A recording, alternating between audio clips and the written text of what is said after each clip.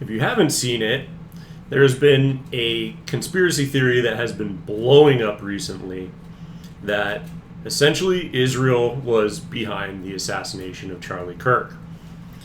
And I wanted to cover it because originally I kind of brushed it off, but it has been blowing up.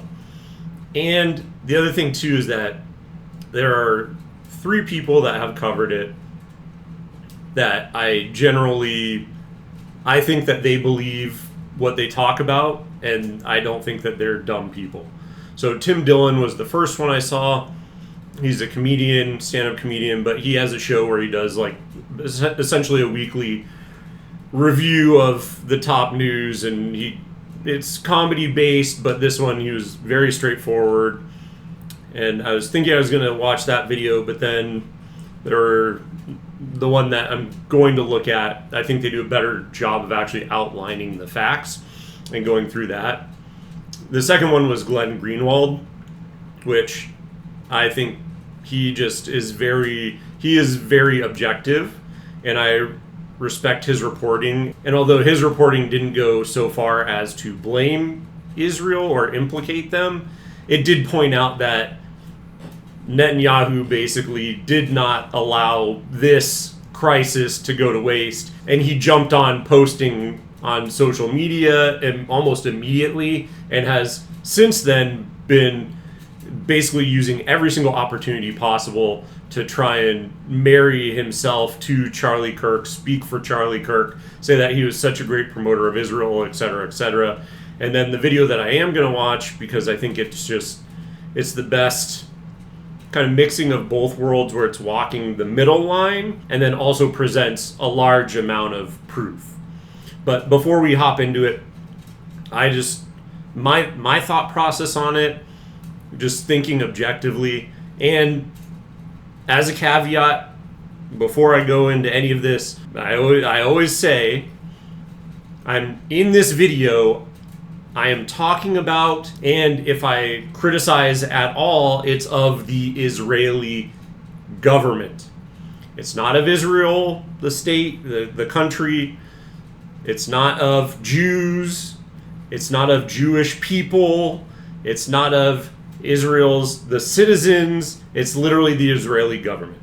So I just want to get that out of the way, because all those other groups have nothing to do, or would have nothing to do, with the assassination, assuming that the government was involved. So with that out of the way, my general thoughts on it are Bibi Netanyahu himself, the Prime Minister of Israel, factually has stated that he has a PR crisis. Fact number 1. Number 2, it sure seems to me, on watching a lot of this coverage and watching the actual events, that Charlie Kirk was starting to at least ask questions of the Israeli government and the actions that they're taking, and not even just questioning them and what they're doing, but more, and I think he was 100% correct on this, asking how is what we're doing there,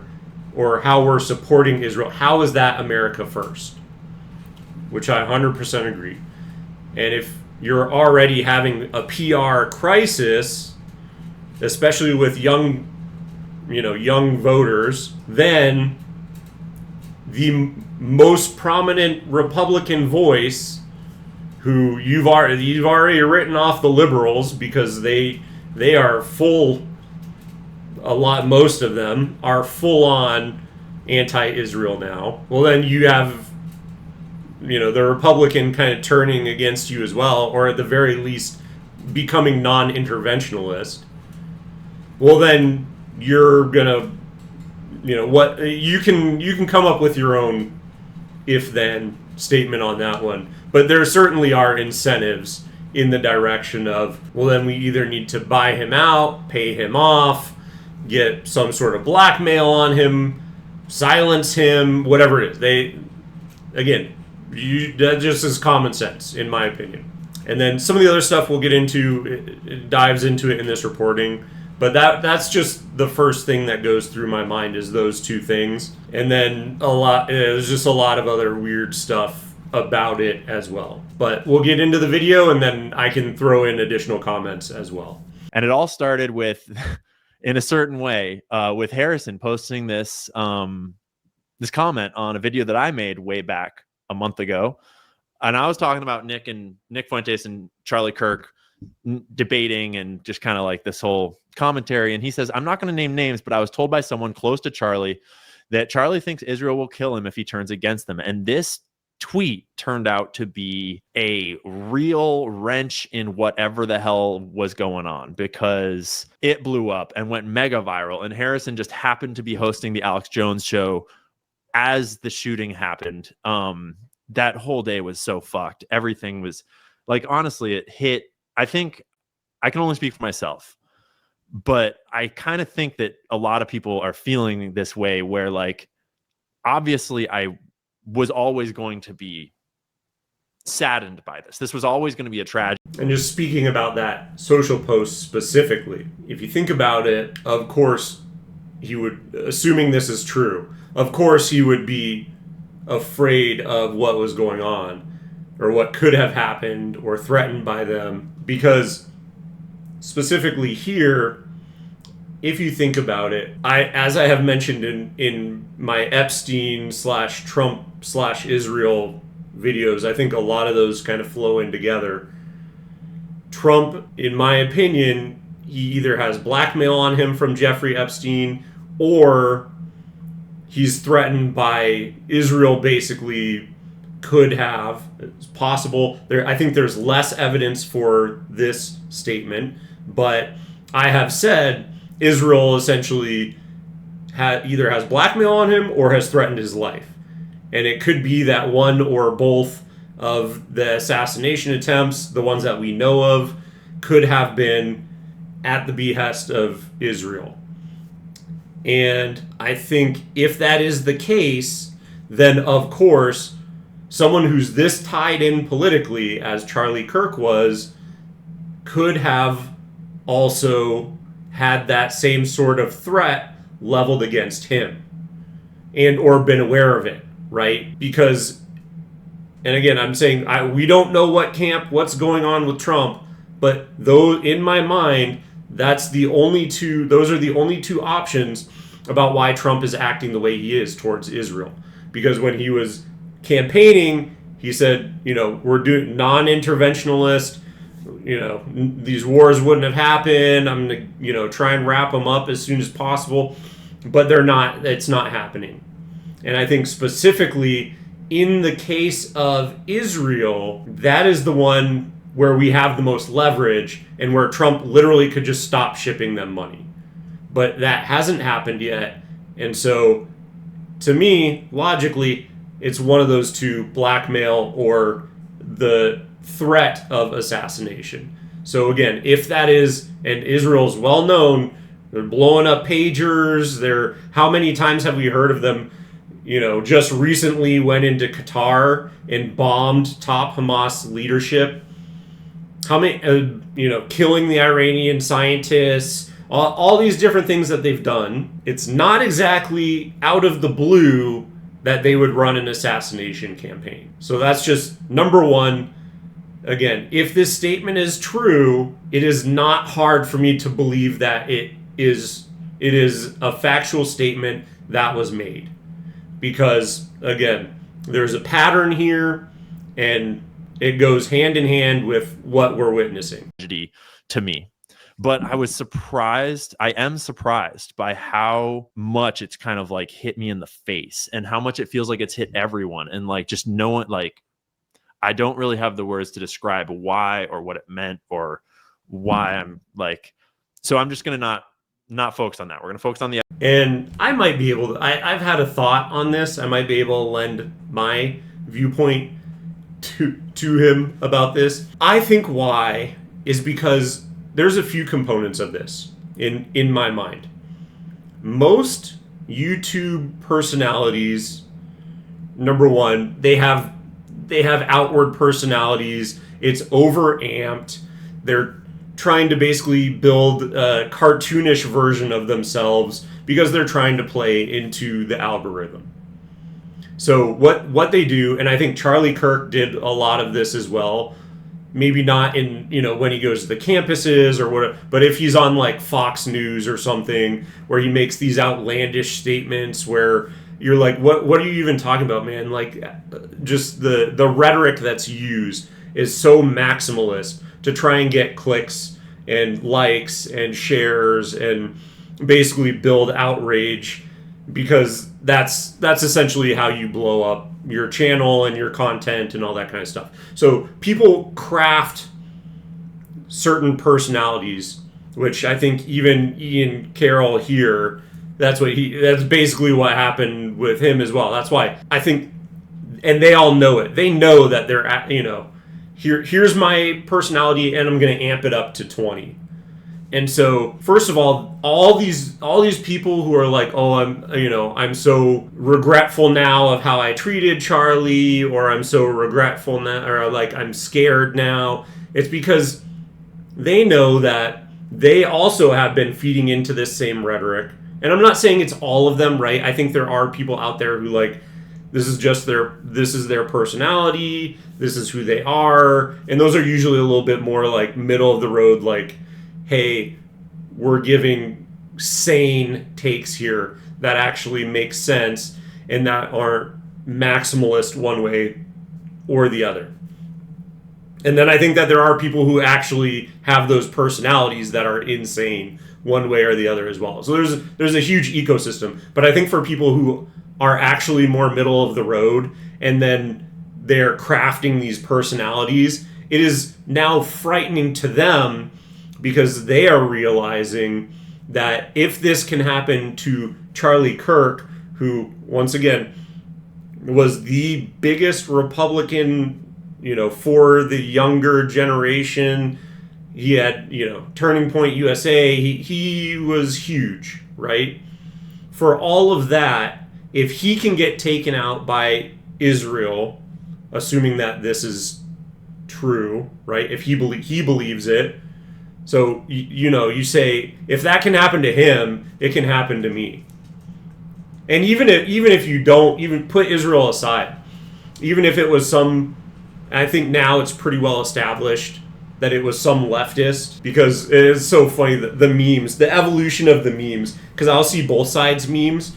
And so for a while it was, oh, he wasn't trans, he wasn't, and then that was like all the left memes, and now all the right memes are like, he wasn't trans, but his boyfriend was, and it's like, oh my god, yeah, of course. Like, just the swing back and forth between like the first day or second day, and then now the memes that I'm seeing. But putting that aside, right?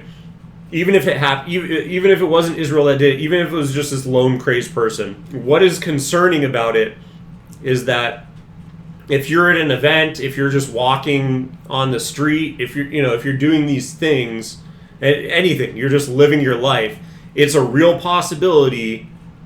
In fact, even more of a real possibility if it's not Israel, that you're just out walking and some insane person who doesn't agree with your opinion. And that's why my original video I was preaching for togetherness and bringing down the volume and all that kind of stuff, because you could be out walking the street, and because some psychopath doesn't agree with one thing that you say, you can get killed, you can get assassinated by just some random person out on the street. And that's exactly why I'm saying we need to tone down the rhetoric. It's insane that this even happened.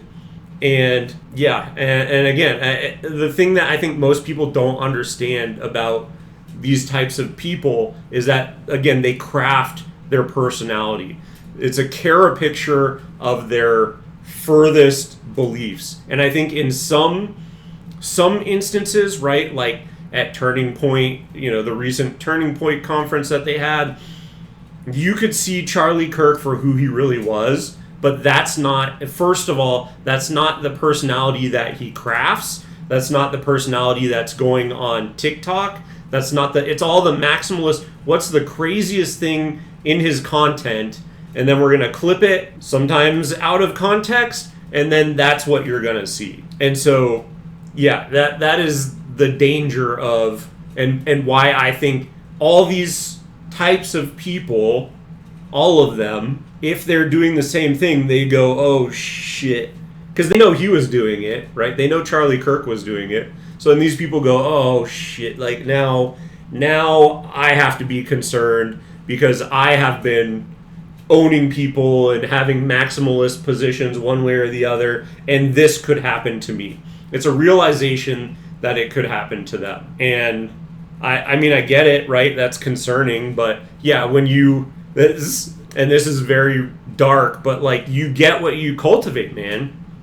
Like if you're doing this and you're dunking on people and you're using extreme rhetoric where you're calling the other side Nazis or communists or whatever, and you have a public platform where you're speaking to millions of people, well, guess what? You're going to rub some people the wrong way. That's why I don't do that. I don't believe in that. And yeah, we'll just continue. But I think my point is made. Evidence, and maybe, in a week or so, we'll have better words for the emotional side of this thing. But if you want to know more about Harrison and his take here, this tweet, he has elaborated on it in a number of places. He did a great podcast. Subscribe to Liberty Lockdown. Great podcast. Clint is tight. They had a long conversation on YouTube there. Oh, did I close the other tab? I had a tab of Harrison also put out another video on his X account explaining what that meant. And ultimately, there wasn't a lot more to share. He's not going to name the source. The source has asked him not to name them. He trusts the source very much. And he very much, like, they both stand by that piece of reporting that a person very close to Charlie said that Charlie did say that. And there's a lot more evidence to come out around there and, later on in these 500 tabs. So the Israel thing, we're going to unpack that a little first. It's not the only angle we're going to unpack, but it's context that kind of comes before the day of the shooting. So Charlie Kirk is kind of the caricature of the right-wing Zionist influencer.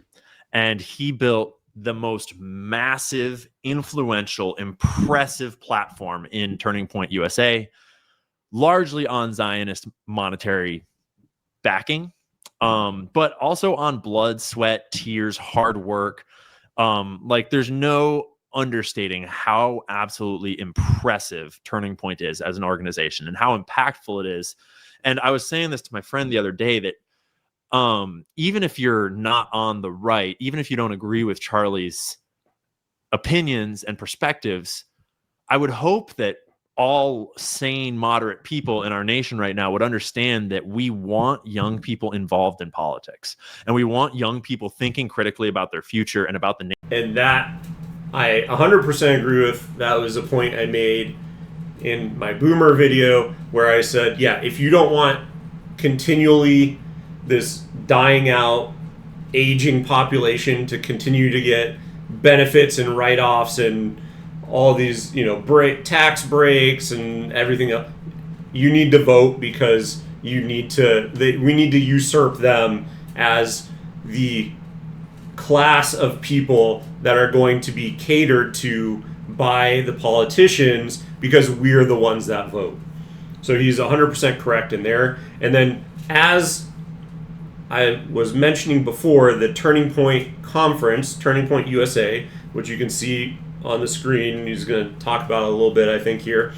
But that was a point of contention because, A, he had Dave Smith on, who is very anti what Israel is doing with Gaza, and then also Tucker Carlson, who has also been the same.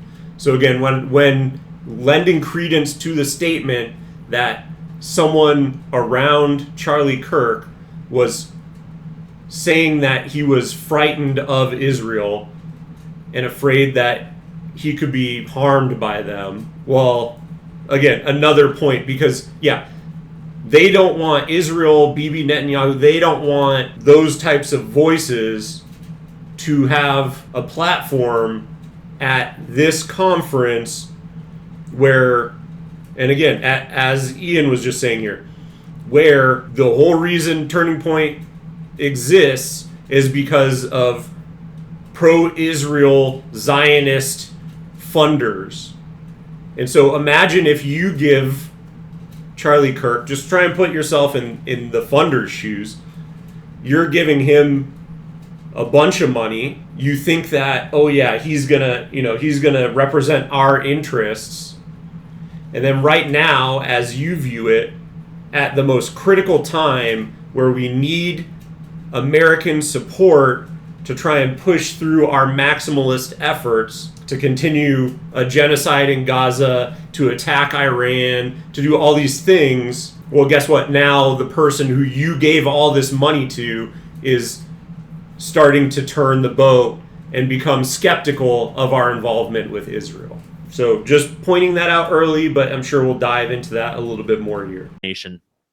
And probably no one has done more for the youth getting engaged in politics than Charlie Kirk. And the power of Turning Point and Charlie's platform as an influence, especially over young conservative people in America, cannot be understated. It cannot. And that's what would be so concerning to Bibi Netanyahu, who obviously has his finger on the pulse of, oh, hey, we're not winning the PR battle, so we got to take care of them one way or another. Because you don't want the youngest, because the boomers are not going to change their mind, really. They're the only ones, really, who are still in favor of backing Israel no matter what. Everyone else, I think, is getting very skeptical. And I don't even think, here's the thing, is that I don't even think taking out Charlie Kirk would have any sort of positive, move the needle positively in their direction. We all have eyeballs, and we live in the age of the internet where we can see what's going on there. And when you see literally all of Gaza completely flattened and there's nothing left of it, who do you think you're fooling, man? And we're getting reports of, oh yeah, they have these aid stations and they're opening fire on them. And, all these sorts of things that we just see the headline over and over and over and over and over. And you just go, yeah, man, we're not behind this. It doesn't matter what propaganda you're trying to spew at us. We have eyeballs. And so, yes, he was influential to the younger generations. And yes, he was starting to turn, but we all have eyeballs. You can't, and there's other voices. What are you going to do? Assassinate 100 people? And that is, the short-sighted nature of, if they did it, they think that, and this is kind of an argument that maybe it wasn't Israel, is that, yeah, if they did it, it literally wouldn't solve anything, because you still have a bunch of other prominent voices. And although he might be the most prominent and most influential to younger Republicans, well then, then what? Because someone else is going to step up to take his shoes, fill his shoes. And Nick Fuentes now, do you think that's a pro-Israel person? Definitely not. And I watched his response video because I was just like, wow, this will be interesting. And he seems actually reasonable. He is, I think, and that's where it ties back into he probably was just using a personality to fill a niche so that his content gets as big as possible. So, or he's just, evolving as a person. Who knows, whatever. I'm just making a point that if Charlie Kirk goes down and, someone like a Nick Fuentes steps in, he's way more ideologically radical against Israel than Charlie Kirk was.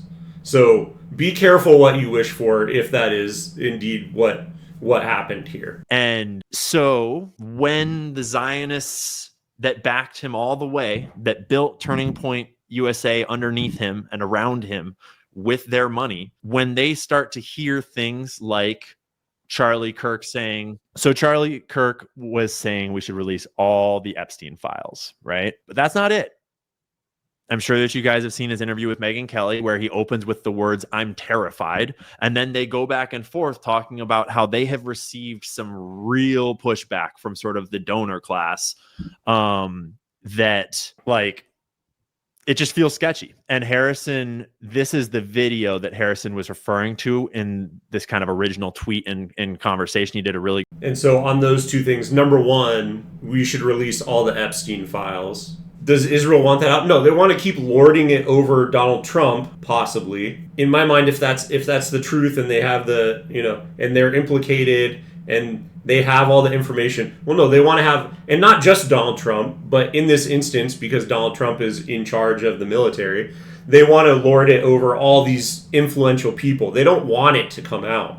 If it has to come out and they have to do it to essentially politically assassinate someone, then they will release it when they have to. But if it all comes out, all the stuff that we, the U.S., have, well, then all those people are dead, and they're not going to have any sway. They're either going to be prosecuted and locked up or whatever, ideally, right? In an ideal world, if our system functions the way it's supposed to function.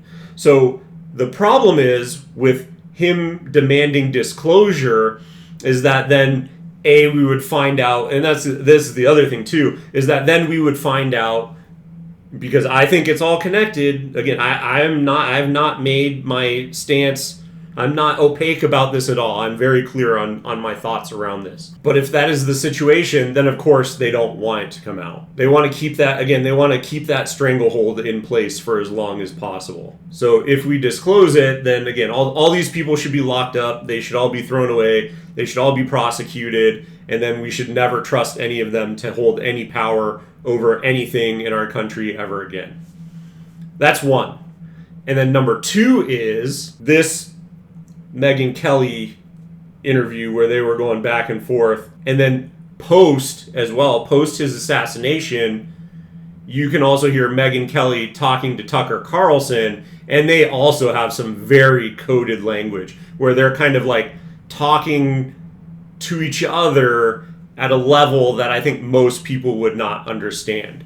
Where they're like, oh yeah, like there are, essentially the take I got from it, and it was, again, very coded, but to me it sounded like they were saying there are a group of people who are not happy with him, and they're essentially very powerful, donor class, but very powerful Zionist, Israeli / Jewish people in the United States, like a Miriam Adelson, and those people were not happy, and so this is a possible outcome of that. And again, so yes, this one was a weird one, right? The Megyn Kelly and Charlie Kirk, but then also after Charlie Kirk's assassination, Megyn Kelly and Tucker Carlson had a very similar type of conversation where you could tell it was very, let's talk around it so that people who know, but we're not going to actually call out that this was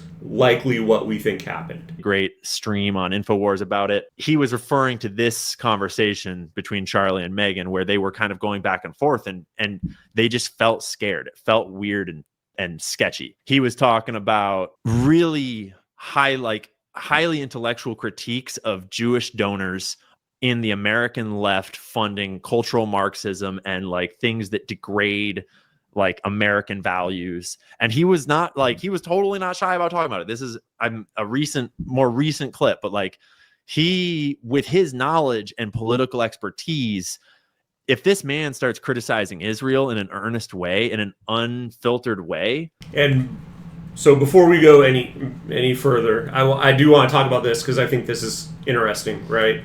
I think the issue is with this is that, number one, if he's going to call this out, right, he's going to expose this, and there's billionaires here that are pro-Zionist, pro-Israel, whatever, Jews that are here in America, and they're funding these ideologies, right? I think this was what Charlie was realizing, is that these ideologies are ones that can be used to essentially destroy a society. And I think the reason why is, number one, ideologies like transitioning children, men and women's sports, like people who are still intact being able to use a female restroom because they identify as a woman.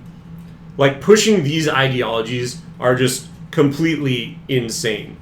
Like, there's no better way to, because any person who has any sort of common sense looks at these sorts of things and says, these are crazy. And so you indoctrinate a certain percentage of the population with these ideas and somehow get them to believe that it's okay. And then the other, I think, common sense part of the population basically says, WTF are you doing? Get out of here. Like, it basically just, again, you can pit them against each other at that point in time. And then it starts fights. And if you tie it into a political party, well, you're willing to support them no matter what. And it spirals out of control. And so when you're doing that, then the other component of it is, and you look at this, the left, the further left you are, the more pro-Palestinian you are. So you're not just, like, the left in general, from my viewpoint, from how I see it, is that the left in general is anti-Israeli, and then the further left you are, or some sprinkled in here, you become pro-Palestinian, where it's not just knock it off Israel, stop committing a genocide. It is now like, no, Palestinian, I'm pro-Palestinian, from the river to the sea, all that kind of stuff. So that exists in there too. So then if you can frame the shooter, going back to the meme, if you can frame this shooter as, oh yeah, no, he has a boyfriend that's trans, and he's writing all this weird stuff on these bullets and on his gun, and it looks like it's, this weird leftist ideology and whatever. And more stuff has been coming out that's been like progressively more leftist. Well then, how do you get the right to then rebel against all of the ideas? I mean, the idea is you get them to rebel against all of the ideas on the left, and that includes their stances on Palestine / Israel. Because the thing is, just look at it. The only thing that we agree on, it's so cartoonish that, like, everything that the left thinks is literally the polar opposite of everything the right thinks. Like, if you just think about it from like a talking, here are our talking points, they're literally at full split from each other. There's no overlap. There's not one single issue. And so it's so hilarious too, because you could watch it happen with essentially like these wars, or actually I think the best example was like COVID vaccine, where like Trump rolled out warp speed, and then Biden during the election cycle and leading up to being elected in 2020 was like, no, we're anti these vaccines. It's so awful that Trump rolled out Project Warp Speed. We're never going to take them. And then the second he gets into office, all these, oh no, they're great because he's getting kickbacks probably from Pfizer and Moderna. Oh no, we all need to get quadruple vaxxed, and you have to be wearing masks everywhere, and because now it's the talk. And then the right, both sides are stupid, are retarded, because the left flips from that to, oh no, now we love it. Now we need 800 vaccines. We need, what's the newest booster? And then the right was pro, I would say they were a little bit skeptical, but they were still pro it when Trump was rolling it out. And then same thing, now that the left loves it, they immediately flip on a dime and they hate the vax. And now right is seen as anti-vax. Whereas traditionally, forever, left was seen as anti-vax. And it happens so fast, and you just flip your opinion based on who's in office and what they're telling you to do.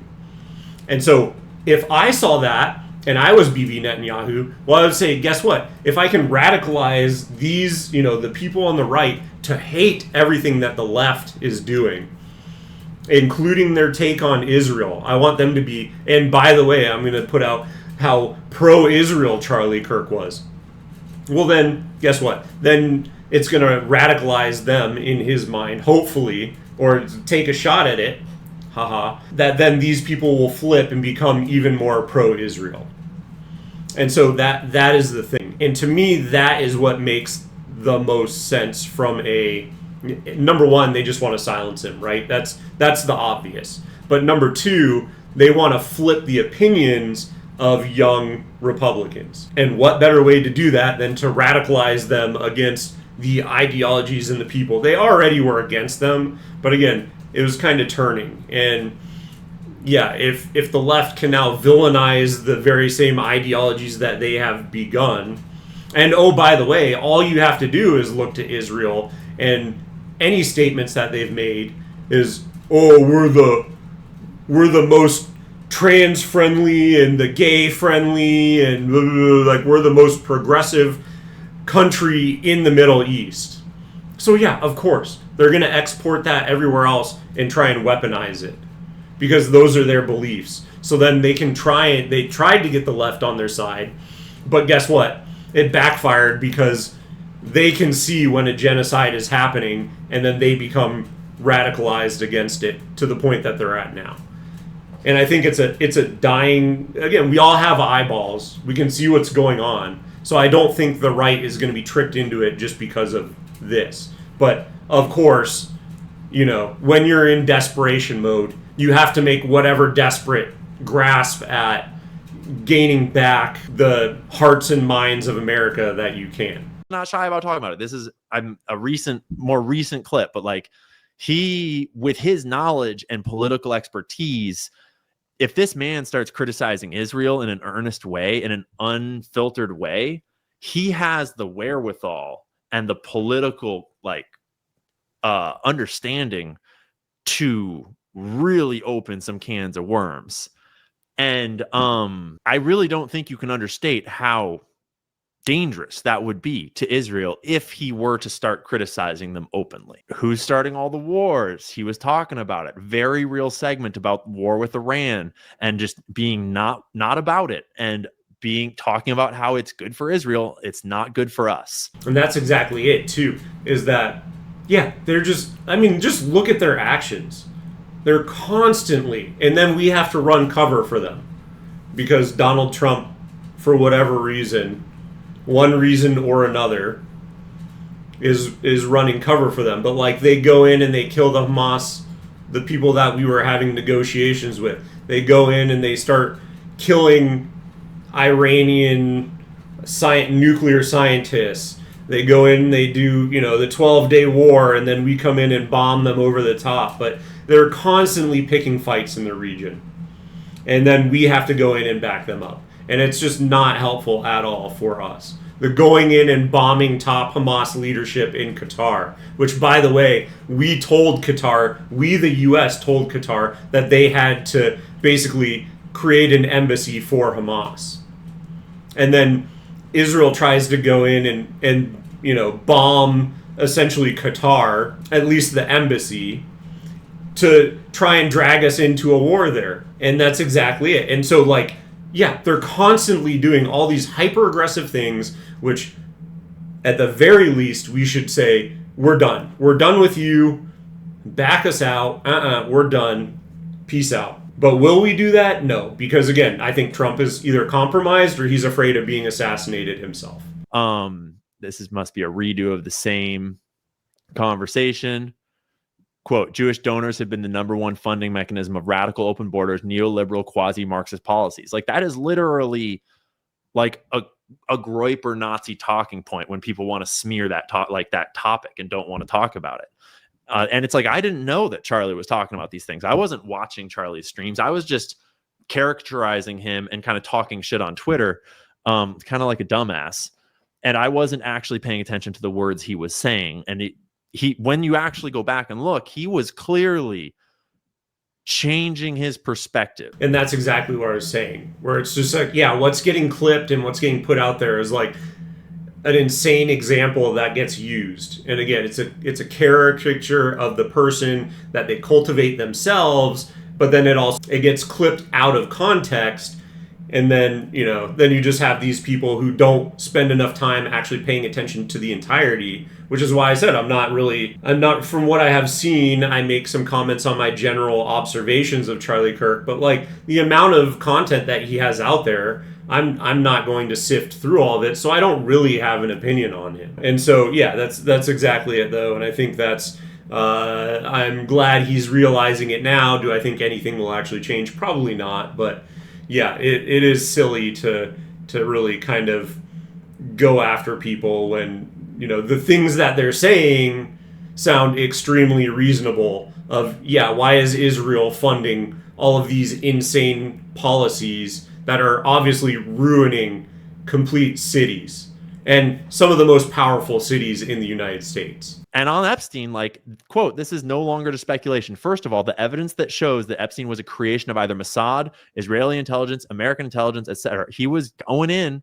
on the obvious fact that Jeffrey Epstein was a creation of Israel and worked for Israel via Ehud Barak and Ghislaine Maxwell. And so these are very taboo topics in general, but coming from their guy, the one that has built the new American young right-wing coalition with thousands of chapters all across America on college and high school campuses. And then his very last episode is literally a podcast with Ben Shapiro, where he just like straight up says, like, you know, I feel like we should be able to criticize Israel, and like goes into it. And dude, Ben's face is just, it's not good. And so I think a little bit too much might be made of that, because it kind of sounds like there was no real like pushback towards Ben on this.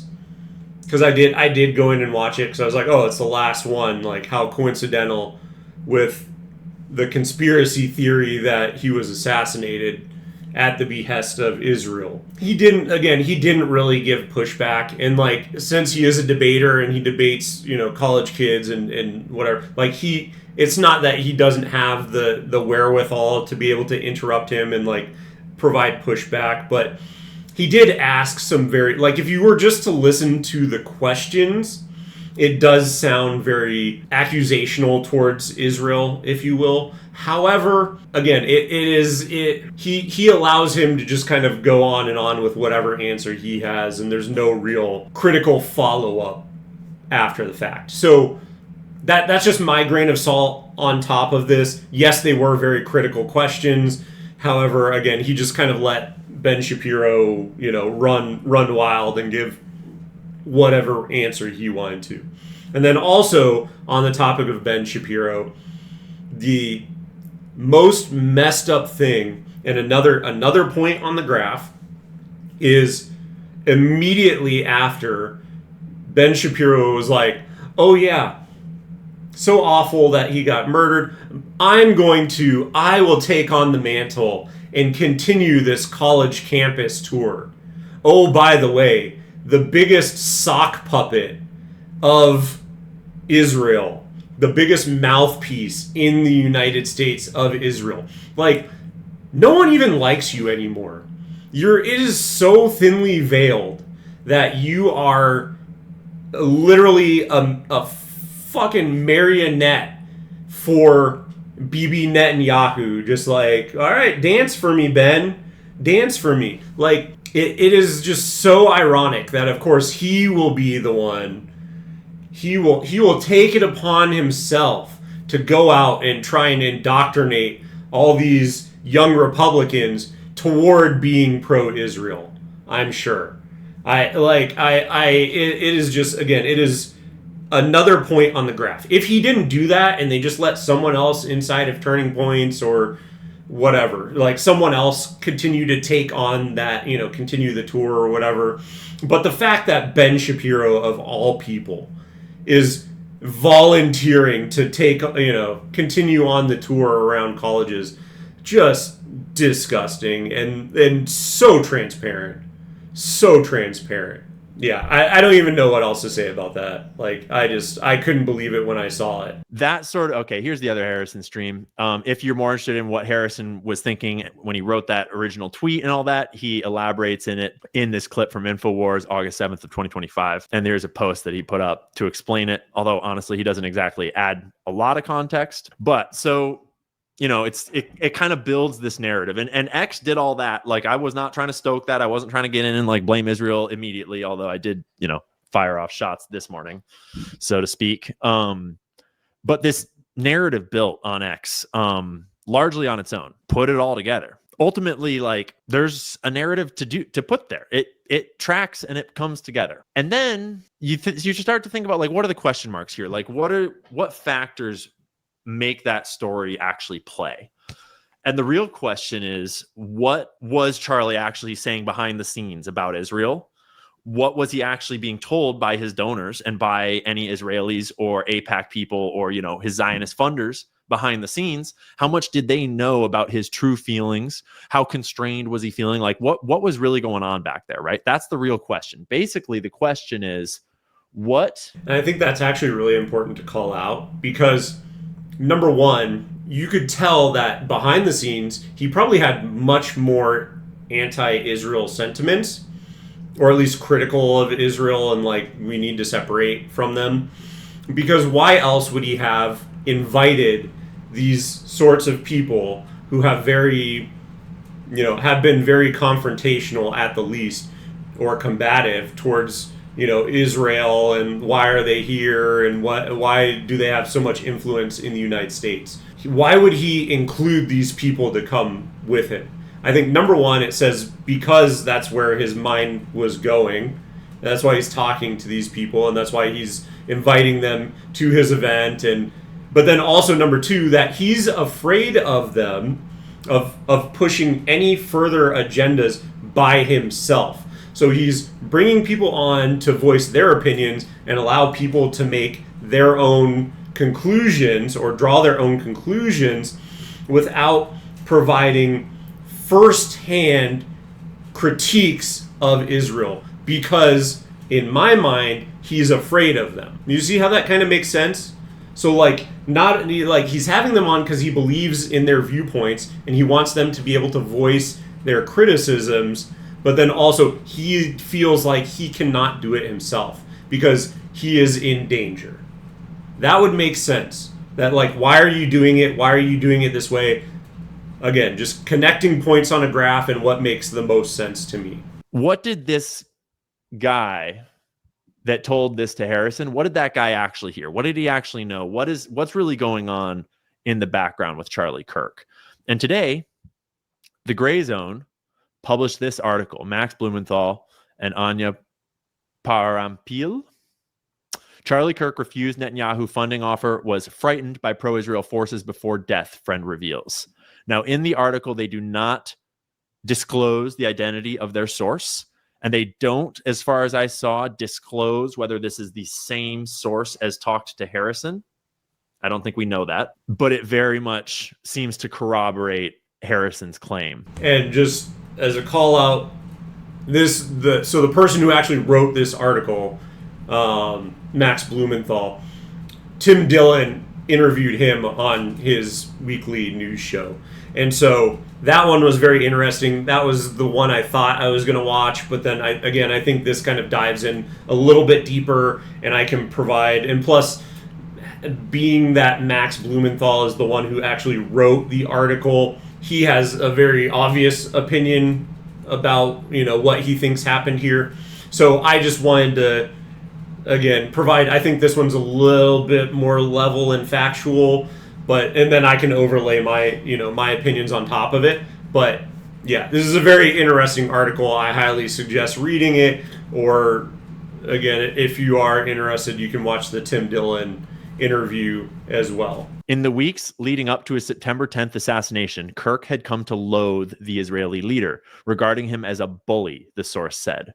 Kirk was disgusted by what he witnessed inside the Trump administration, where Netanyahu sought to personally... And before we go further into this article as well, just the top line of he resisted funding. So that's what I was saying, like, he's looking to buy him out, he's looking to pay him off, he's looking to, again, that's the goal. So that's another point on the graph of, well, he can't be bought. So then, guess what? Well, now we're going to go after him in another manner. Again, just makes sense. Common sense is not a far stretch to see the connection between, well, you couldn't do that, so let's do something else. Dictate the president's personal decisions and weaponize Israeli assets like billionaire donor Miriam Adelson to keep the White House firmly under its thumb. And that's exactly, yeah, of course. And when that's why it's so dangerous, right? Because if he's also slowly turning on Trump, because he's noticing that Trump is constantly, the same thing I've been saying for months, Trump is constantly kowtowing to Israel, and he's getting fed up. You do not want him essentially turning all these young Republicans against Trump with a line of questioning or a narrative that he's pushing or whatever. And so that is exactly, I think, very important. That is very important, and I think it cannot be underscored enough that he was noticing it himself, and it's very apparent. Because you just go like, who in their right mind, if you were president, would you continue funding Israel? And oh, by the way, in the news cycle after this happened, they approved another, hundreds of millions of dollars in aid, in, missiles going to Israel. As well as, enjoy this, the Jeffrey Epstein files not being released. That vote was brought and it failed. And basically all the Republicans voted no on it. So again, this is what we're getting. And don't let a good crisis go to waste. There were 3 other things that were insane as well. I think it was you're not allowed, you can have your passport. I think Marco Rubio passed something or put something into effect where you can have your passport revoked if you're critical of Israel. There were other things as well that also passed in I think it was 24-hour span after Charlie Kirk was assassinated, or certainly in 3 days after. So we're all focusing on this, and Israel's getting everything that they want while the news is too busy covering an assassination. So, any one of these other things would be a news topic, except when this happened. And how is it all queued up too? That just all of this happened to go through right when Charlie Kirk was assassinated. It seems a little suspicious to me, but what do I know? According to Kirk's friend, who also enjoyed access to President Donald Trump in his inner circle, Kirk strongly warned Trump last June against bombing Iran on Israel's behalf. Quote, Charlie was the only person who did that, they said, recalling how Trump barked at him in response and angrily shut down the conversation. The source believes the incident confirmed in Kirk's mind that the president of the United States had fallen under the control of a malign foreign power and was leading his own country into a series of disastrous conflicts. I mean, it's an anonymous source, but the gray zone, they don't fuck around. I trust them more than the mainstream media for sure. The following month, Kirk had become the target of a sustained private campaign of intimidation and free-floating fury by wealthy and powerful allies of Netanyahu, figures he described in an interview as Jewish leaders and stakeholders. Quote, he was afraid of them, the source emphasized. At TPUSA, the rift with Israel widened. And just as a quick call out on that, it might not have been Israel proper that did this. It might have been some insane Zionist, supporter here in the United States. It might have been, whoever. Miriam Adelson, there are other people. Any one of those people are powerful enough and have enough money that they could set up some sort of hit on Charlie Kirk. So, again, just pointing that out, it doesn't have to have been proper Israel. However, again, there's a lot of lines on the chart that are pointing in that direction. And, it goes on. He had Tucker Carlson and Dave Smith on, and a lot more open conversation, and some really legit shit was said. Some real truth was thrown down. Yeah, that's exactly what I said. Yeah, he had them on because I think, again, you see his mindset is trending in this direction, that he doesn't think Israel is American first. So let's have on some voices so that I don't say them, so that I can turn down the heat on me, but the ideas can still get light of day. And then, oh, by the way, yeah, it's still going to get him heat, because why did you have these people on? And that this is just my opinion, but in my opinion, if that was allowed to continue, if America spent the next year watching Charlie Kirk turn on the present administration in Israel, even if he maintained his sort of like greater Zionist stance, and even if he maintained his greater sort of like semi-Jewish like Christian identity, and I don't mean that as a dig, I mean that as like he literally like took Sabbath, that would have destroyed the American support for Israel. That would have entirely alienated the entire right wing under 25 or so. Right? Like there's no coming back from watching Charlie Kirk slowly uncork his true feelings about Israel, if those are his true feelings, like we just read. And to then watch the fall, because there's this other thing that happens is any time that a person that has not been critical of Israel. And the other thing, just as an interjection here to think about, is that not only did, was he turning against it, but like the reason why I think it happened now is because they wanted to silence any critique of Israel because they want to get their goals over the line immediately. I think there's a sense of urgency for them because I think they feel like, okay, now we lost the left, which we used to have, we used to have control over, but now we've lost half of the party. We see that Trump is kind of getting underwater because he's not doing a lot of great things. So, okay, we need to move while we still have the House, the Senate, and the executive, as well as judicial, right? Because most of those judges are Republican, or Republican leaning, right? So while we have this, coalition of everyone's in line, we have all our ducks in line. Well, what we're going to do is now we're going to push our maximalist aims. We're going to get in. This is maybe our only opportunity just because of how basically U.S. politics works. This is the only opportunity we're going to have to possibly draw them in to help us achieve our maximalist goals of, starting wars everywhere, taking down Iran, doing all this kind of stuff. And that's exactly why they're being so brinksman. There's so much brinksmanship. There's so much, striking inside of Qatar, which is insane. Like, it's a sovereign nation. You can't do that, even if you're trying to get your military, adversaries, right? You can't do that, but they do it anyway, and they get away with it. But they're doing all these things that are designated and designed to draw us into a war. And that's exactly why they're doing it. That's why they want to silence him now so it doesn't get any less popular, right? And with the idea of maybe we turn the right further against the left and all of their views so that we gain support with this faction. And that is exactly what makes the most sense to me.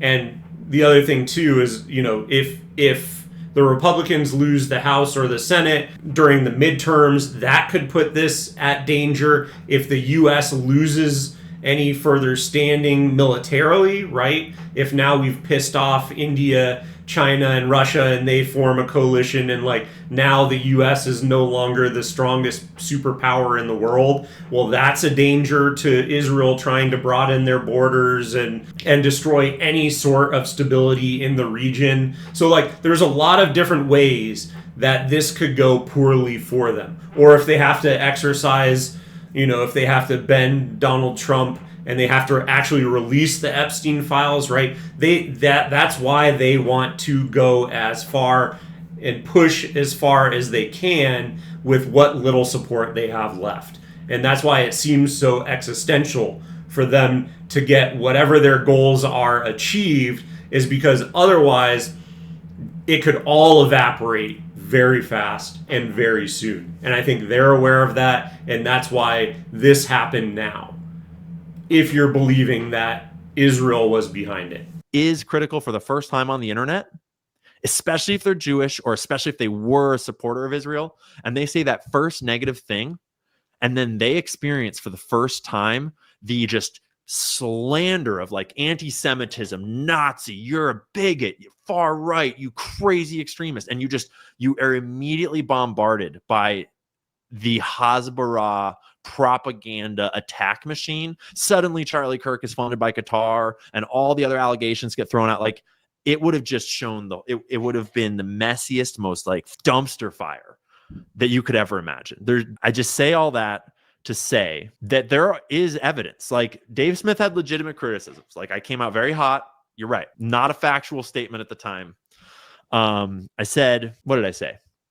At the start of it, it was the internet already figured out who was the most likely culprit. The thing is, there are just so many points. I mean, I think about how many I've outlined already. Yeah, it's insane. That's why I'm even covering it, is because with all the things that I had already thought, right? I've already drawn the line of Trump is basically controlled by them and Jeffrey Epstein and all this and that. But then looking into all of the additional things that just came along with this and what was happening and, you know, the article from the Gray Zone and just all the things that I've seen, it made me raise my eyebrow. And like I said, when I originally saw it, I was just like, come on, like this is complete BS. Like this is insane. This is just the internet being the internet. But then the more and more you look into it, the more feasible it is, right? Whether it did or did not, you know, there's still some kind of reaching, but the longer it goes on, the more you see come out, the more likely I think it is that could have been what happened.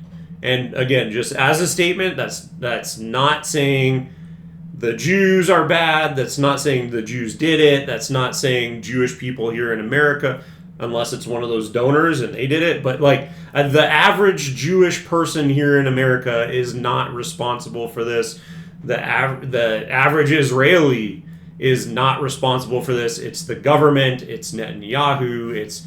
If that is what happened, that's what it is. And so it's not like there was no evidence. It's not like there is no evidence for Israel. And that is not it. That is just circumstantial context. But then we're going to actually get to the shooting and the day of the shooting and what happened. So there is because here's the thing. A political assassination happens. One of the, honestly, Charlie Kirk is a more significant political figure than 95% of Congress, right? Like in a lot of ways, Charlie Kirk has done more in right-wing politics than basically every politician, except for like the core cabinet and like the key senators, right? And so this is a extremely high-profile political assassination. It's not like he was protected by Secret Service or any of that. Like there's nuance. But in a political assassination of that magnitude, the first question is, who are the suspects? And one large group of suspects. And just as a quick interjection there, given that's the case, and it won't be viewed as this because, he wasn't actually a politician and whatever. But imagine if we found out that Israel killed Donald Trump or Joe Biden or whatever, because half the people that watch this are going to hate Donald Trump. But imagine that they killed our president and we found out about it. Whatever president you like, they killed Barack Obama, whatever. Imagine that happened. How outraged would you be? Is that allowed? No. That would be an act of war. So if we find out, that's how we should treat it. That they killed an American political figurehead. It needs to be treated with the same severity, because countries can't just send in assets or train up assets and then kill people who disagree with them. And so that's where it just, you need to have the same vitriol for them if that comes out that this is what happened. And they need to be treated the same way. Cut all ties with them, basically at hot war with them. We're done. And again, it doesn't matter if you like Charlie Kirk or not. It is unacceptable for another country to come in and assassinate a political figure in your country. That is immediately in question every time there's a political assassination is intelligence agencies from all nations. Obviously, unless you were born yesterday, just read a book. If someone shoots at a large political figure, whether that's a media figure, an actual politician, a preacher, whatever, it's not always going to be an intelligence agency, but it damn well could be, right? And so it's not some crazy harebrained thing to just ask, could this have been a state-sponsored intelligence agency hit job? In this case, you would normally not think to look at Israel, which is like, Charlie is like the biggest Israel supporter ever. But when you understand the circumstances and the context, they immediately become the most likely, in many ways, the only likely intelligence agency that might have had motive. And I would argue that we just talked about a lot of motive. Obviously, it's not a thing that they would just do lightly. It's not a thing that depends who's doing it. Because let's be real, Israel has, shall we say, a habit of assassinating people like fucking crazy. And they have a pattern of shooting people in the neck. And that does not mean that they did it. It is very damning, though. Just look at his face. That's generally how I feel. Like, yeah. I mean, that seems to be par for the course. But it's not evidence, right? Like, it's not no reason to say such a thing. Okay? Let's be clear. So then it was kind of weird when Benjamin Netanyahu tweeted praying for Charlie Kirk at 3:02 p.m. Literally, he tweeted it before President Trump. It was like within a minute or two of the actual shooting. It was like right when it happened. As though that's so weird. That's super weird. And he's been... And not only that, but what I was saying earlier. Not only is it weird that he basically had this tweet ready to go, but also, by the way, and it's not like this event was being live streamed. He records it, he edits it, and then he releases it later. So how do you know, man? How do you know? You just happen to be online on X at the exact moment that this happened? Before our own president, who was friends with Charlie Kirk, knew? Are you what? Are you serious right now? So that, and then, oh, by the way, like I said, all of the stuff that has been pushed through, additional funding to Israel, anti-Israeli speech, passport revoke, just all these things are being pushed through. Covering up of Jeffrey Epstein, releasing the Jeffrey Epstein files. Literally all these things are they're all queued up to go through in the 72 hours right after Charlie Kirk is assassinated. What are we doing here? How are you a serious person and this doesn't make you raise your eyebrow? And then, oh, by the way, I don't know if you've seen it, but there's a meme going around right now, which is 100% real. Donald Trump was asked about, oh, it's your friend Charlie Kirk, and how are you feeling? Are you doing okay? Yeah, I'm doing really good. It's a tragedy what happened. Oh, by the way, did you know that we have the people here doing renovations on the ballet hall or whatever he's putting in at the White House. We have people here doing the renovations. Isn't this great? He literally changed the subject that fast. Oh, that's not extremely suspicious. You have nothing else to say. You're not going to continue on the, hey, how your friend was murdered. How do you feel? Oh, it's upsetting. Hey, look at my house. I'm having a new renovation put on my house. What are you doing? Are you insane? How guilty does that look? It completely blows my mind. And just one more thing. Again, another point on the graph. Super vocal about the whole thing and about how he's blaming it on Muslims and jihadists and radicalism. And it's dude, Iran didn't shoot Charlie Kirk. Calm down. And what a coincidence.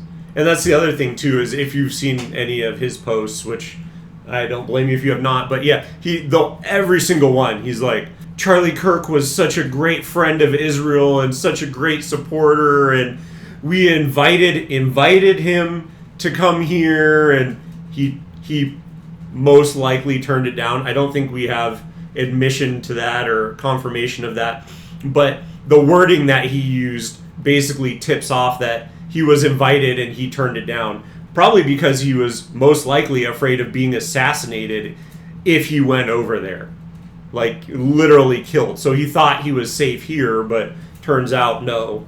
And yeah, so again, a lot of these things are just so damning. Down, Benji, get the fuck out of our country. So like, that's weird. That's just weird, right? And it does not prove anything. So on to some of the on the ground evidence. There is a couple different videos that circulated. It was basically just 2 videos of guy on the roof. One was before the shooting, and then this one is after the shooting. And this is just a freeze frame of just, you know, one of the better frames of the guy's silhouette as he got up after the shooting and started running away. And I'm sure you guys have seen this stuff by now. But we're getting into all the weird stuff that's come out like yesterday and today about the order of operations, the sequence of events here that just like do not make sense. Here's what you are supposed to believe. And to be clear, maybe it's true. Maybe the story that we're being told is entirely true. I am personally, let's just say I have some serious questions, and we're about to get to them. And one of the first questions that I have is these other people that were on the ground in the crowd that looked like they were trying to be distractions. There's really no other way to say it. This guy is not one of them. This guy was like a person of interest that they detained for some amount of time that we don't really have. We never got more story on him as far as I'm aware. This guy is the really suspicious one. I mean, hate to say it, but he is an Ashkenazi Jew in one of the least Jewish states in America. There's also this thread where he was involved in 9/11 propaganda, which is the video kind of showing on the right there, which is a weird coincidence. But the main thing is this guy was arrested at first as though he was the suspect. And that's because he was acting like a fucking suspect, apparently. And when they drug him off, he was shoot me, and like making a huge scene. Like, and then his pants fell down, and it was very weird. And just like, how can you even discount that he is a pro-Zionist Ashkenazi Jew? Like, out of all the people who are acting crazy and basically drawing a distraction, this is who you get. Like, I don't know how many points you need to begin thinking that this is looking super suspicious. Like, and this is why I want to cover it, because there are just so many coincidences. And yeah, I think at the very least you have to entertain the possibility. But yeah, it is very coincidental, to say the least. Was not the kind of behavior that an innocent person, like if you're innocent, you would be like, hey, I didn't do this. I'm innocent. Right? But instead, this weird old dude is like causing a huge scene as the shooter is leaving and getting away. And there was 2 of them. It was this guy. There was this other guy. I don't know if I even have the video here, who was arrested with a pellet gun. And we have a video like from around the corner where he's like at the car, and he's also an older guy with kind of longer hair, and he had a pellet gun apparently. So there's all this shit happening on the ground that seems to be active distractors helping with a getaway, essentially. And that's obviously interpretation. We don't know that for sure, but it's suspicious. It's fucking weird. I mean, when, you know, I think we were all waiting to see, like, is it a trans active, like, is it a crazy trans person shooting him? Is it like a Muslim jihadist shooting him? Or is it an Israeli sniper? It was kind of like what most people were thinking. And if it had been a trans person, it would have been super weird to have like some old Jewish dude kind of running distraction for you. It's like, that's a weird combo of people to be doing stuff together.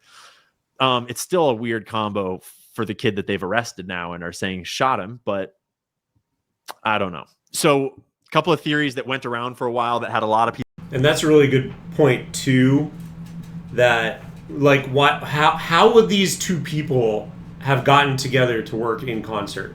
Especially given the story that we've been told so far, that it's like this kid was on Discord, and you know, that's where he got radicalized, and he was sending messages on there. And like, you think an 80-year-old guy is going to be on Discord and like figures out how to work alongside him through like this? That story makes no sense. I know no people over the age of 50 that are on Discord. So like, to think an 80-year-old, like, how did he get connected to try and distract so that this kid could get away?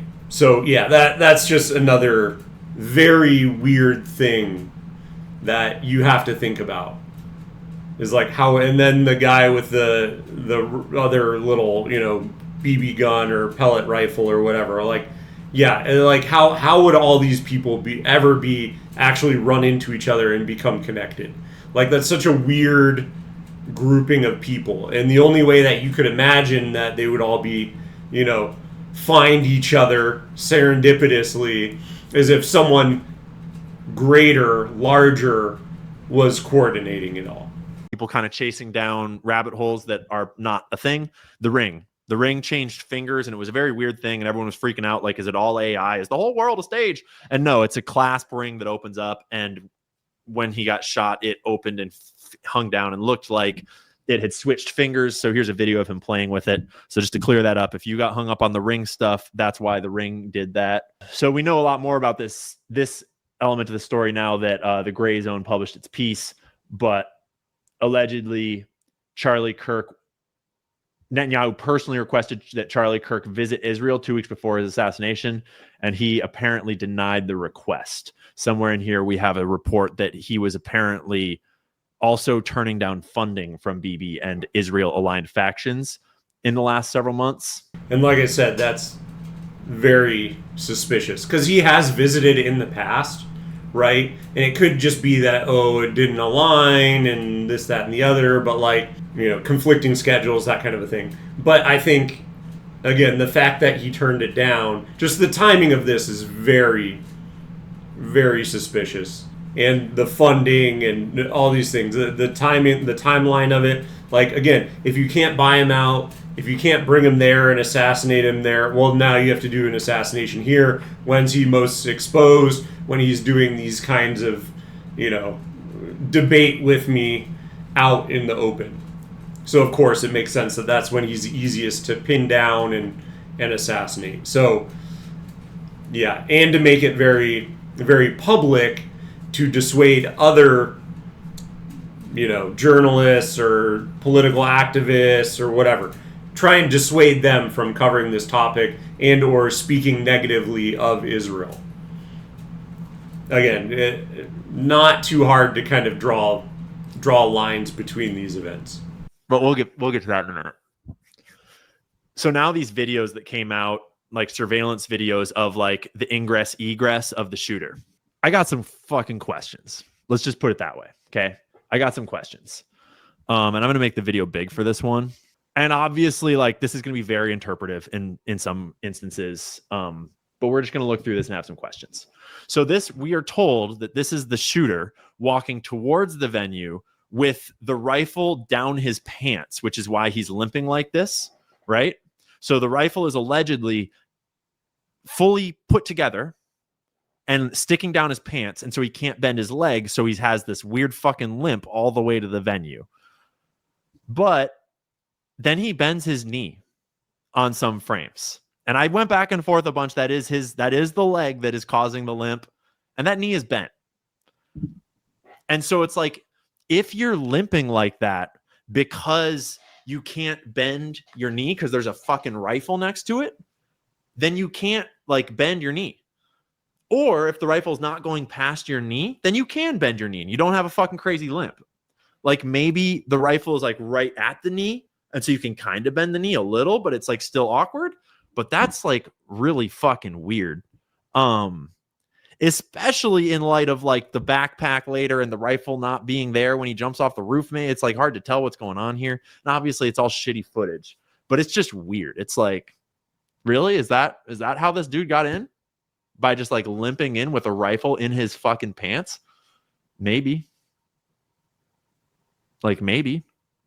And then he, ran off later. Yeah, and I kind of don't know like why. I mean, I guess it's like the rifle was staged and like what I'm not sure exactly what we're getting at with that. I mean, I get it. Like, it is weird that he's limping.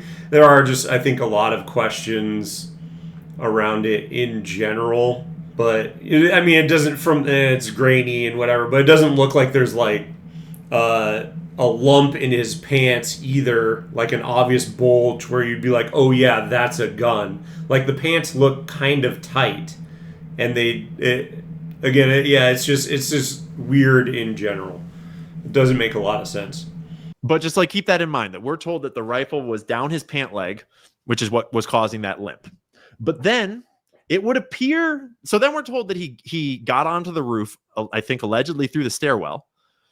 And then he gets up onto the roof, goes, takes the shot. Well, actually, allegedly, based on what they told us in the press conference, he got onto the roof, changed his clothes, took the shot, packed the rifle up into his bag by the time he got to the edge and jumped down with no apparent long gun. It's possible that the gun is sticking out the top of the backpack. Whatever's in his hand is clearly floppy. It's obviously too grainy of a video to really know, but it's not super clear that the gun is out anywhere. Maybe that's the towel hanging over it in his hand and he's kind of got it half draped. I could believe that.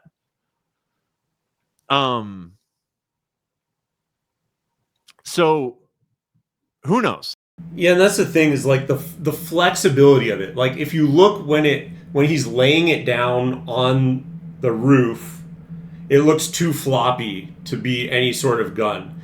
I mean, I guess if it's like broken down or something, like and it's in multiple pieces, then it kind of makes sense. But like that, and then also look when it hits the ground, like it's floppy again when he like picks it up. And so, yeah, I don't really understand how or why. Like it just doesn't seem like he has the gun with him.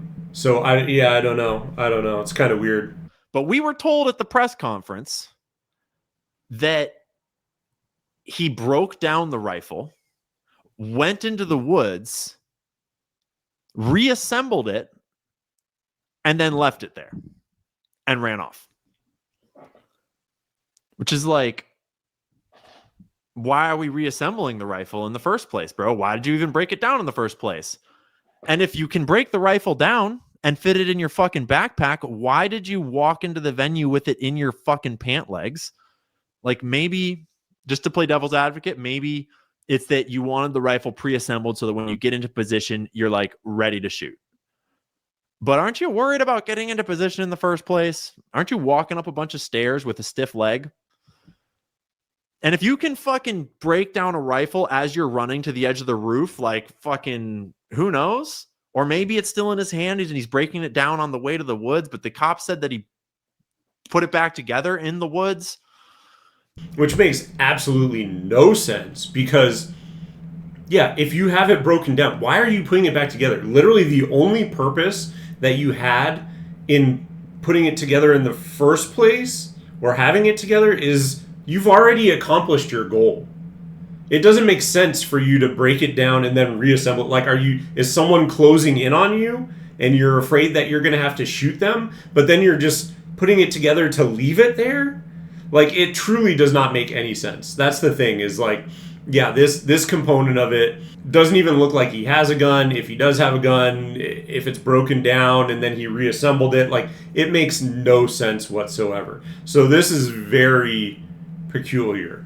And there's this element of, on that point, I believe that part of the reason why we're told that he reassembled the rifle in the woods is because when they showed us the photo of the rifle, the scope was mounted in a way that was not how it would be shooting. It was like way too far back, as though it had gotten knocked and like out of position or something.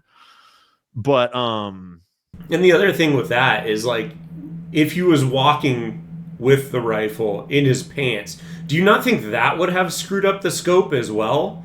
So like what he was saying, where it's like, oh yeah, maybe it was because he just wanted to like pull it out and have it ready to go and not have to worry about assembling it. So what about this? Like, you don't think the scope would have gotten jostled around while it was in his pants? Like, again, there's just a lot of things about this that are not adding up. It doesn't make sense. I don't know. It's like, I'm no expert on long guns. I don't have much long gun experience at all. So I've been trying to look around for expert takes on like how hard the shot was and, you know, where's the gun here? And like, does it make sense in the woods? And how small does this thing break down? How long does it take to break down? And obviously Everyone's going to have their takes. Experts on both sides are disagreeing. But like, here, I'll see if I can move myself. Not.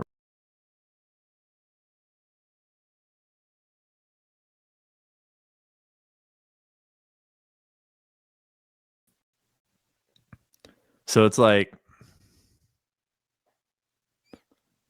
I don't know what to make of these videos, but I've got some more questions.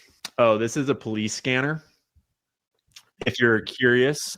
Yeah, another question I had was like, why didn't he go right back down the stairwell?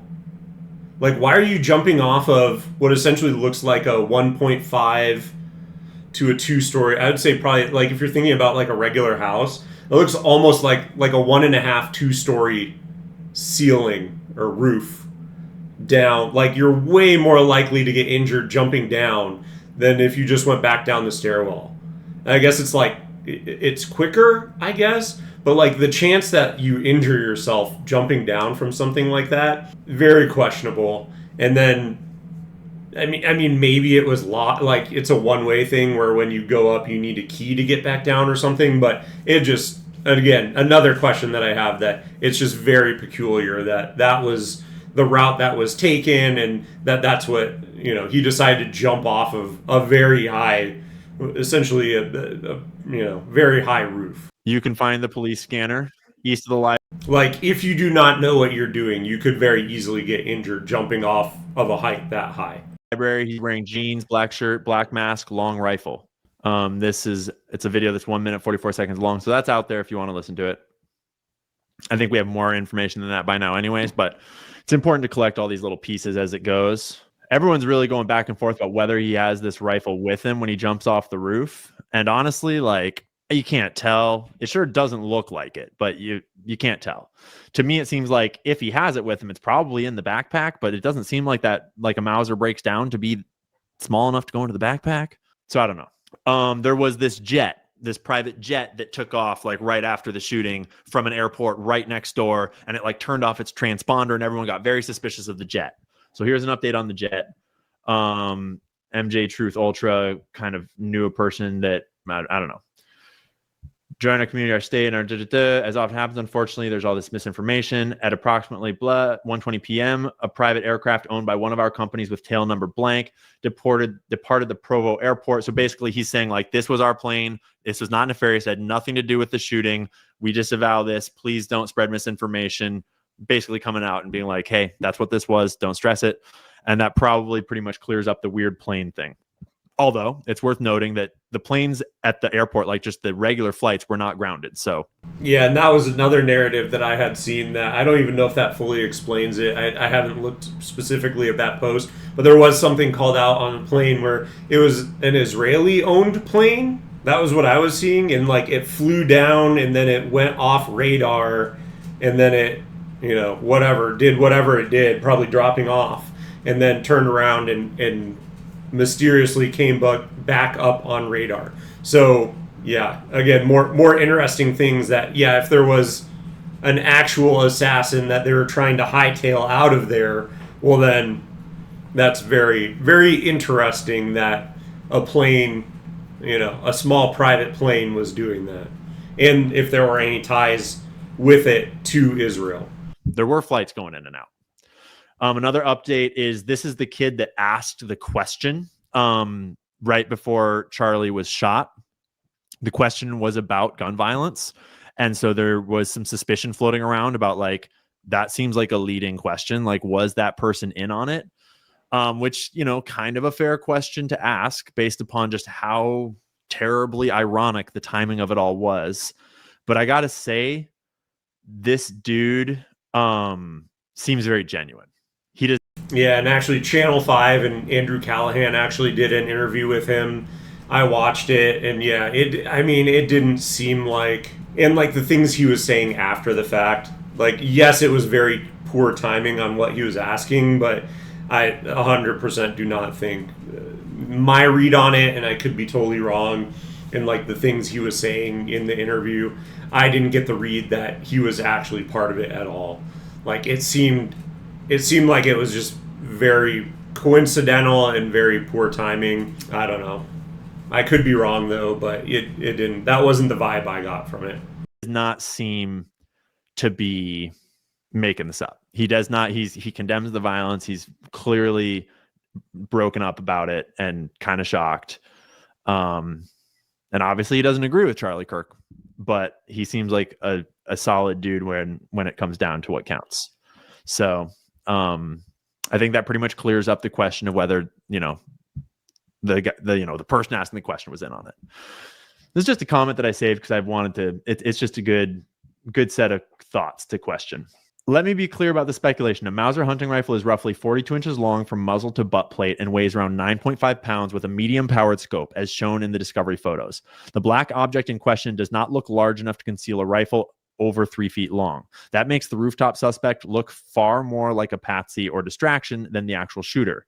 Another glaring issue is that investigators have not recovered the single round that entered and exited Charlie Kirk's neck.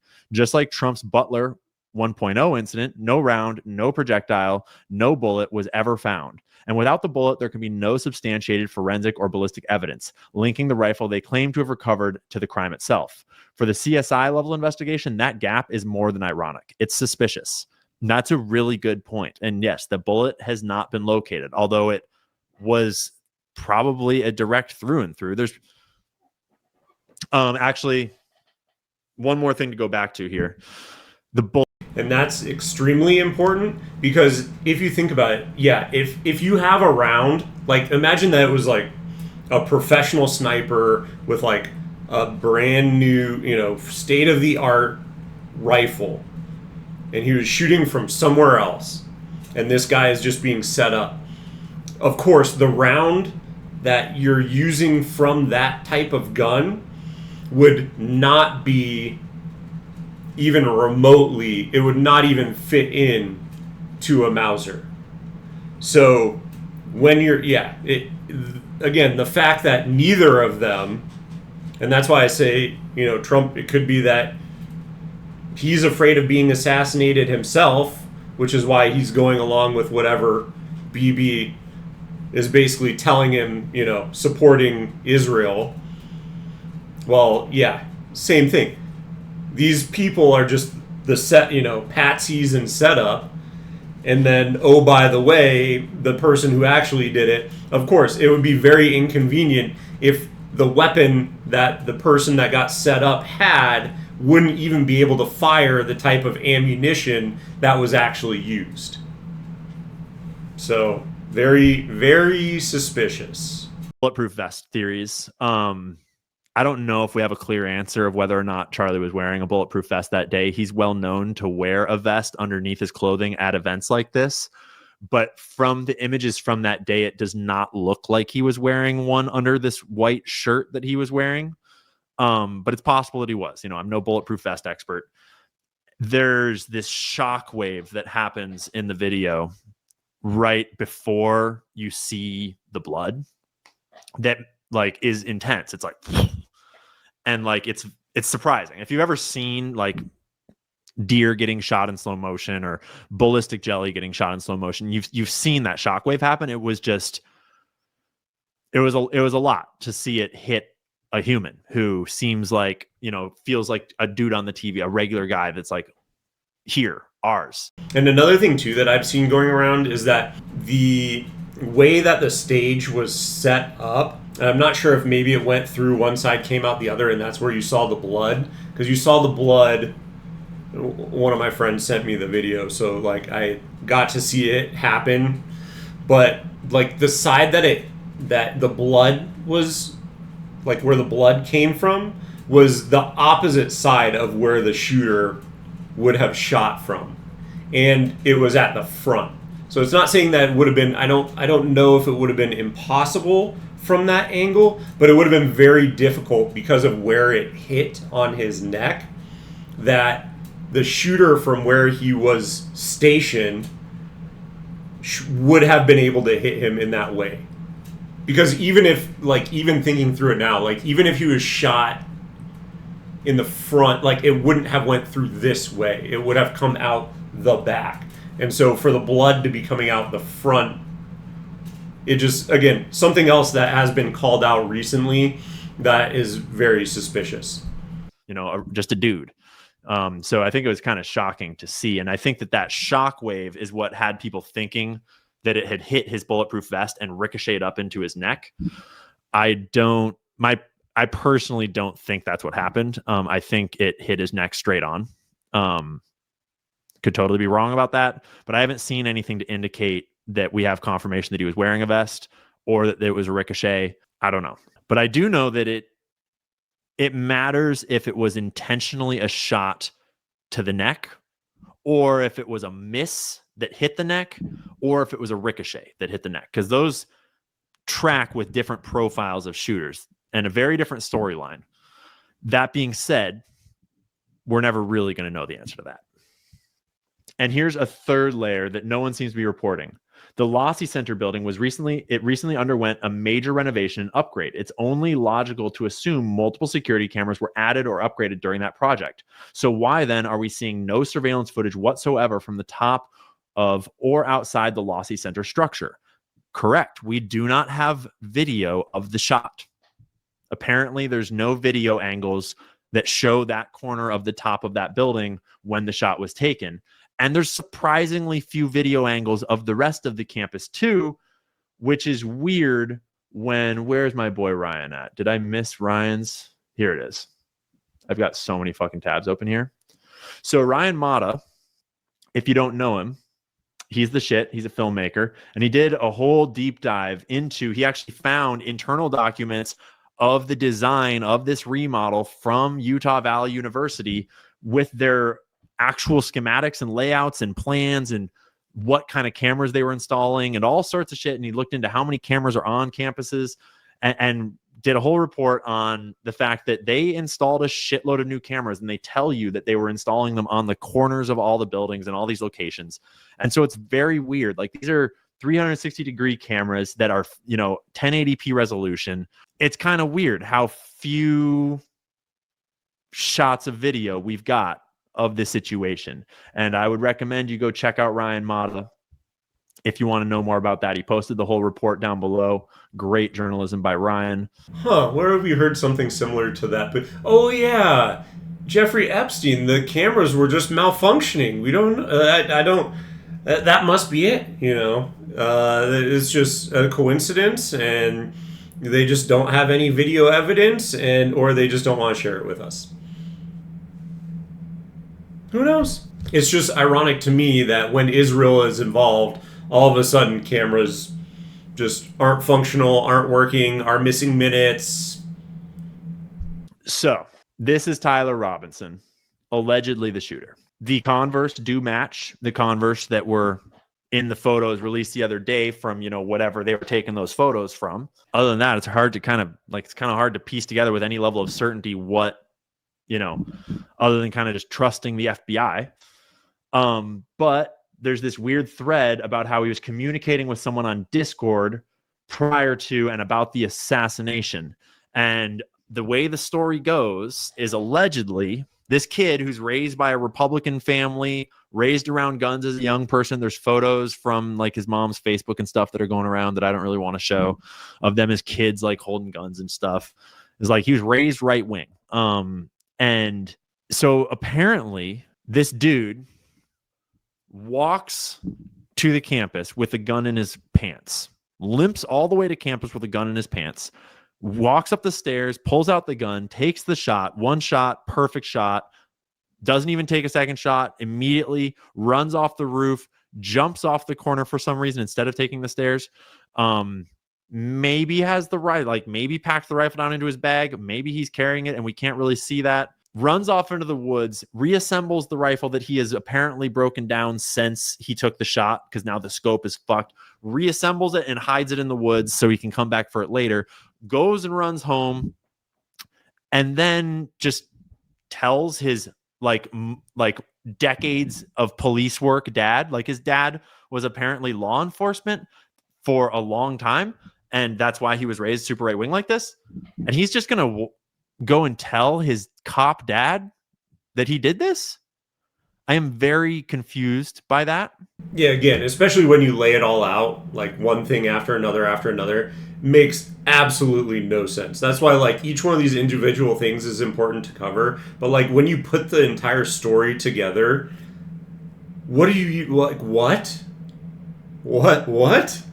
It doesn't make any sense. And especially the thing that's unique about this that he brought up that I think is interesting is like, yeah, taking one shot is literally one shot, and he's like, all right, I'm done. Like I cannot imagine that like you would not take a second shot or whatever, right? Like how do you know that you killed him on the first shot if that's your goal? Just does not add up. And also the fact that I haven't done the deep dive on how long he had been at college. He wasn't at this school. He was going to a different college. But I saw a post that said he'd only been there for one semester. I don't know. But like the idea is that he like was radicalized by college. So yeah, this is where this press conference, they told us that the family turned him in. They didn't really tell us that he exactly admitted to it. They told us that he like alluded to it, and then they like called him in and kept him there and turned him in. But then apparently, going based off of the press conference and what we're told, it's not exactly adding up, because we were told that he lives at home with his parents during the press conference. But then we were also told that he has a roommate. Maybe he lives with a roommate in a part of his parents' house or property. I don't know.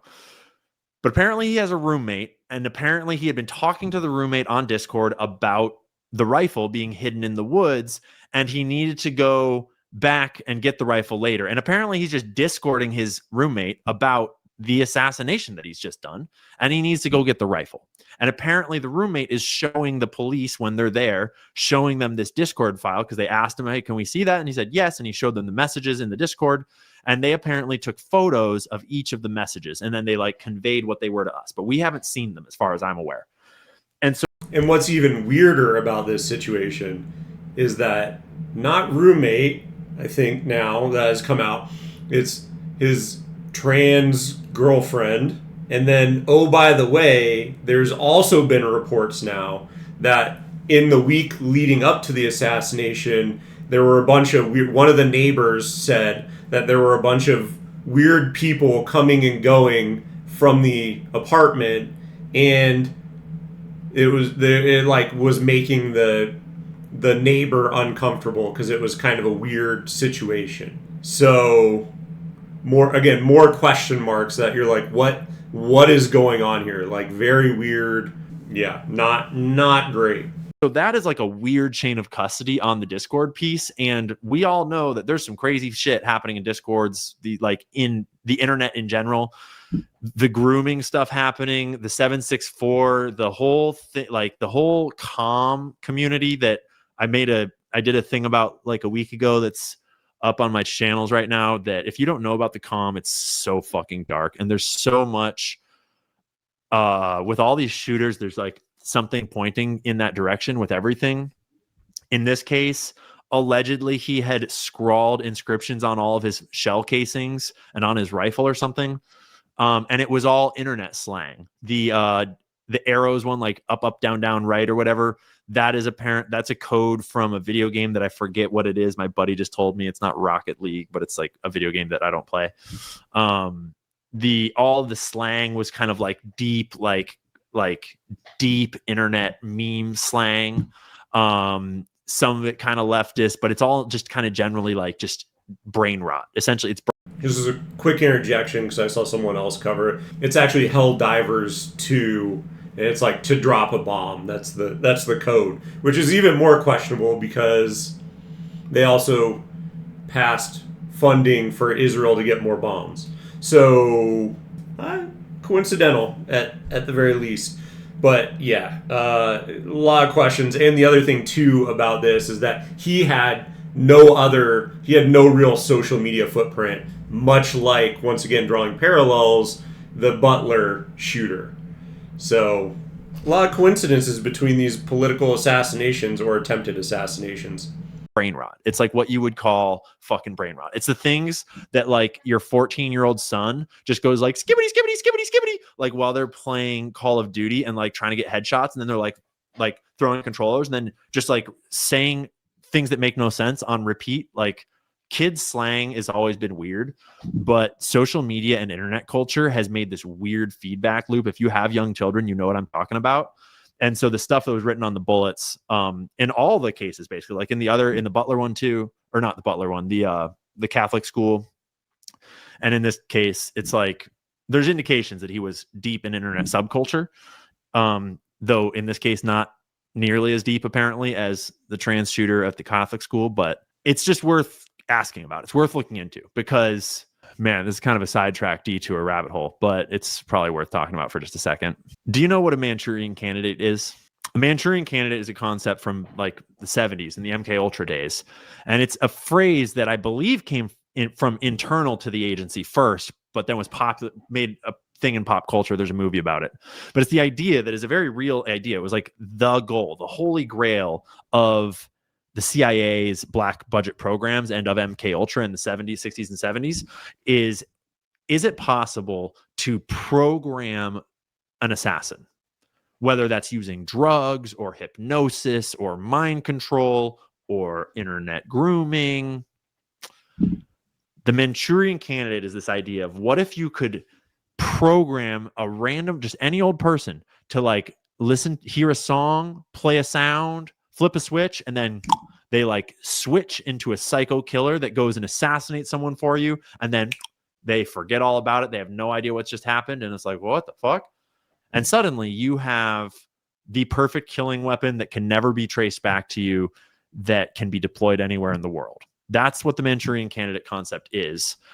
And the comm and this internet grooming stuff, it looks an awful lot like exactly what they were looking for.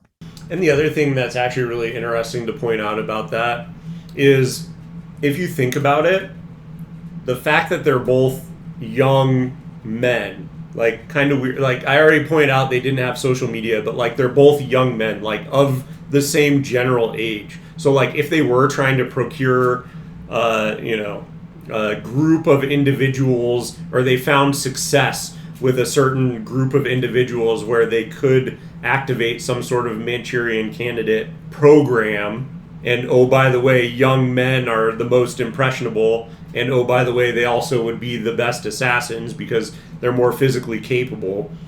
Well, then guess what? That's the fact that these two are very similar in age and whatever. Kind of curious. Kind of raises some question marks. So it doesn't even have to be Manchurian candidate, but it could be like, they're just indoctrinated and whatever, for whatever their reasoning was. And this one, he's still alive, so whether we're going to actually be allowed to hear anything from him or not. But yeah, 100%. There could be, again, it's just more questions, more things to think about. And I cannot help but wonder if there are intelligence agencies in the comm or other organized crime units or, foreign agencies that are using it to like, I feel quite sure that there's some fucked up politics, black budget politics happening in the background of that, because that is a powerful tool to achieve some of their most fucked up secret goals that they've had for a long time. So I'm honestly like, when it comes to this kid, dude, this guy, this lost piece of shit, I don't really feel like I even get it. I don't know what his ideology was. We don't have a manifesto. We don't have like writing from him or videos from him. Like he was raised right wing, but then he was like, you saw the photo I just showed you, right? Wherever it went. I don't know where it went. A lot of people are trying to speculate about what his ideology was. It's like, dude, I don't know what his ideology was. Like, was he like a left wing, like gay pride trans activist guy? Based on that other photo, you could make that argument. Based on this photo, you'd call him a groiper. Like, I haven't seen any evidence of anything really substantial other than allegedly what was written on the casings.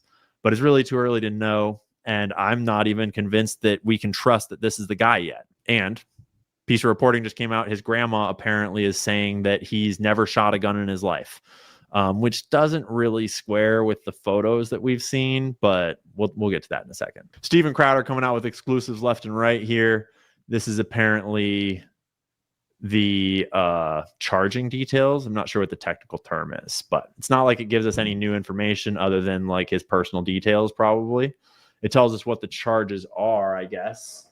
Felony discharge of firearm causing serious bodily injury, obstruction of justice, aggravated murder. My understanding is that the death penalty is on the table more than once with all the charges combined. That is my understanding. Anomaly, as always, full of great takes, just reminding us that there is no footage of the shooter actually firing the shot, which is pretty weird, all things considered. It's not like you would expect people to be cell phone videoing the opposite direction of the show, but with all the security cameras around and with all the people, like it's, you know, it is a little weird. And so maybe one of our closing thoughts on the sort of like the status update here, although we'll go through some of the most recent ones here in a second. But Ben Shapiro is apparently now taking over Charlie's place at TPUSA, which is not the best look. Like it makes sense. Let's be clear. It makes sense based upon just the landscape of the conservative movement and Ben's relationship with Charlie over the years. It makes sense. But there's this other, you know, subtext, this other layer that does not look great. It's like, the giant Zionist organization and the beloved founder and head of the whole thing that just got assassinated brutally, that there's a bunch of rumors that he was breaking up with Israel, and there's a bunch of evidence that he was breaking up with Israel, and then like he's assassinated in cold blood, and then they pick like the Jew shill that everyone thinks is a Mossad agent that no one trusts and no one listens to anymore. They pick him to like take over that extremely powerful political grassroots like right-wing organization.